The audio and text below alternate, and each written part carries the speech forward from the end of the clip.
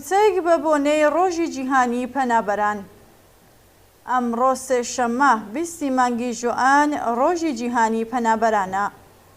کۆبوونەوەی گشتی ڕێکخراوی نەتەوە یەکگرتووەکان لە ساڵی 2000 بڕیاری داکا لە 50هەمین ساڵی کۆنڤانسیۆنی 1951 ژنێڤدا سەبارەت بە مافی پەنابەران لە ساڵی 2001 ئەم ڕۆژە وەک ڕۆژی جیهانی پەنابەران ڕابگەێنێت.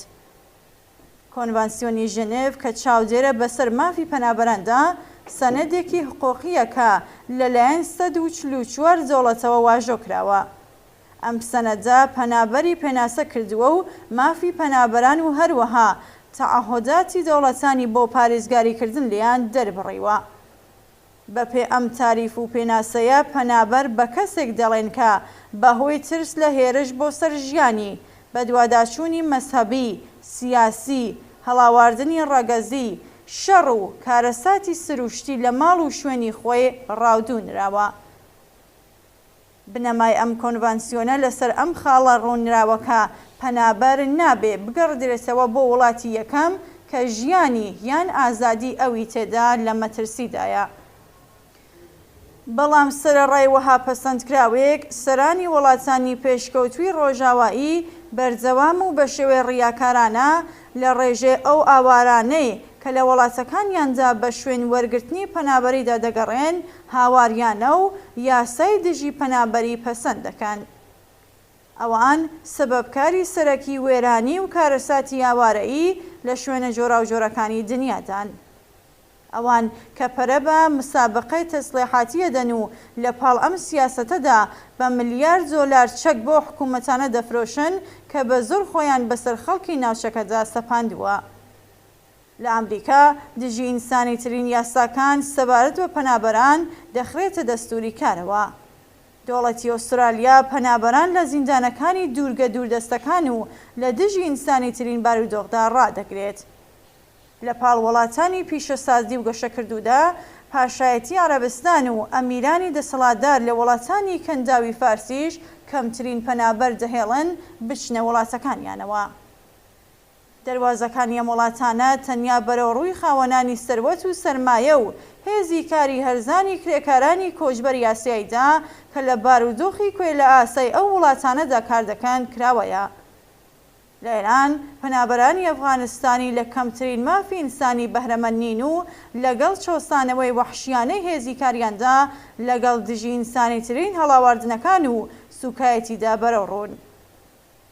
یەکێتی ئەوروپا بۆ بەرگرتن لە چوونی پەنابەران کۆمەڵێک ڕێگە چارەی گرتووەتە بەرکە یەک لە یەک دژی ئینسانی ترن.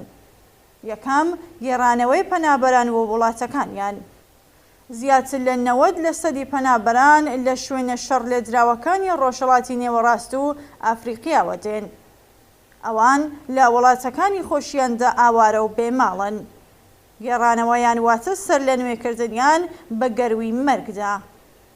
ئایا وڵاتانی پێشکەوتوی سەرمایەداری و لەوانە دەوڵەتانی ئەوروپایی دەتوانن بەرپرسیارەتی خۆیان لە بەرامبەر بەرپاکردنی شەڕە ڕاستەکان و یان نیابەتیەکان لە هیچ شوێنێکی ئەم دنیایە لەوانە لە ڕۆژهەڵات و ئەفریقا کە هۆکاری ئەم ئاوارە بوونانن حاشا لێ بکەن؟ چاوسێنەرانی ئەوروپایی تاتوانیان سەروەتی سروشتی ئافریقایان بەتاڵان بردو کاتێک کە بەجێیان هێشت لە دوای خۆیان بەدەیان خەساری ئازاردەری کۆمەڵایەتی و ناکۆکی قەبیلەیی و قەومی و مەسەبیان بەجێهێشت. تاتوانیان لە چۆسانەوەی هێزی کاری هەرزانیەوان لە وڵاتانی ئەوروپاییدا سەروەتیان سەریەکنا، بەڵام دەوڵەتانی ئەمڕۆیان کە لەسەر سەروەت و دەسەڵاتی چاوسێنەرانی دەورەی ڕابردوو پاڵیان داوەتەوە لە بەرامبەر بارودۆخێکی فەلاکەتباردا کە بەسەر ژیانی ئەم خەڵکەیاندا سەپاندووە هیچ بەرپرسیارەتیەک هەڵناگرن. ئەوە لە حاڵێکدایە کە هێشتاش لێشاوی سەروەتەکانی خەڵکی ئەو قارەیە بەرەو ئەوروپا دەچێت. ئەگەر تەنانەت قبوڵیشی بکەن کە پەنابەرانی ئافریقایی لە دەست هەژاری و فەلاکەتی ئابووری ڕادەکەن و بە شوێن کار و ژیانێکی باشترەوەن، دیسانیش پرسیار ئەوەیە کە کێ ئافریقای تاڵان کرد و بە دوا کۆتووی هێشتیەوە و لە داوی برسیەتی و نەخۆشیدا وێڵی کرد. ئایا ئەوان ئێستاش هەر درێژە بەتاڵان و بەهرەبەری خۆیان لەم قاڕە هەمیشە برسیە نادەن؟ دووهەم، تۆندبوونەوەی سیاسەتە دژی پەنابەریەکان لە وڵاتانی ئەوروپایی. ڕاستیەکەی ئەوەیە کە پەسەندکرانی بەردەوامی یاسای دژی پەنابەری لە ئەوروپا تەنیا داوێنگیری پەنابەران نابێت.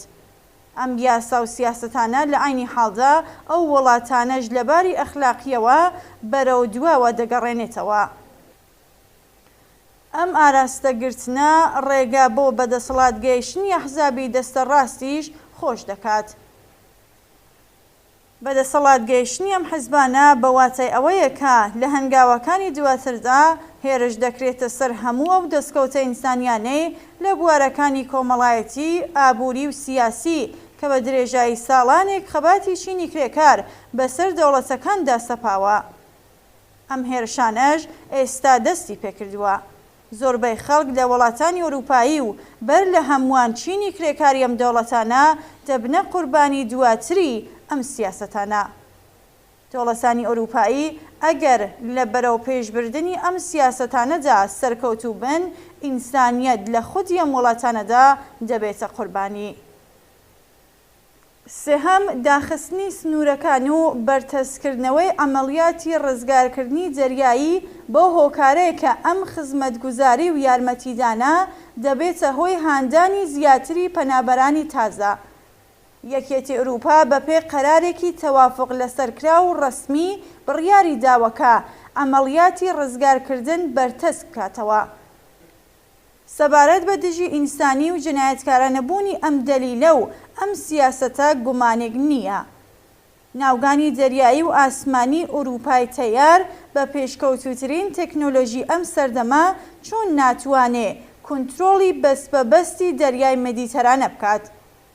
ئەوان دەتوانن هەموو بەلەمێک لەو شوێنەوە کە وەڕێ دەکەوێ تا گەیشتن بە مەقسەد بە وردی چاودێری بکەن و بەر لەوەی کە ئەو بەلەمانە کەونە مەترسی نقمبوونەوە بچن بە هانایانەوە.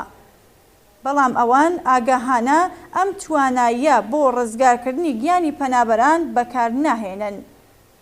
بەپێ ئاماری ڕێکخراوی نەتەوە یەکگرتووەکان هەر ئێستا نزیک بە 4 ملیۆن پەنابەربوونی هەیە کە لە چاوەڕوانی گەیشتن بە داخوازی پەنابەریاندا بەسەر دەبن.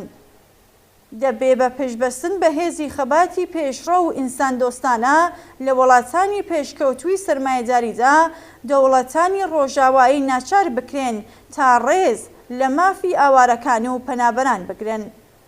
پێویستە خەبات بۆ دابینبوونی ژیانێکی ئینسانی بۆ هەموو کەسێک وەک ئینسان بە مافێکی جیهانیەوە و وەک شارۆمەندێکی جیهانی و لەوانە بەهرەمەندبوون لە مافی نیشتەجێبوون لە هەر شوێنێک لە دنیادا کە خۆی دەیەوێ پەرە پێ بدرێت.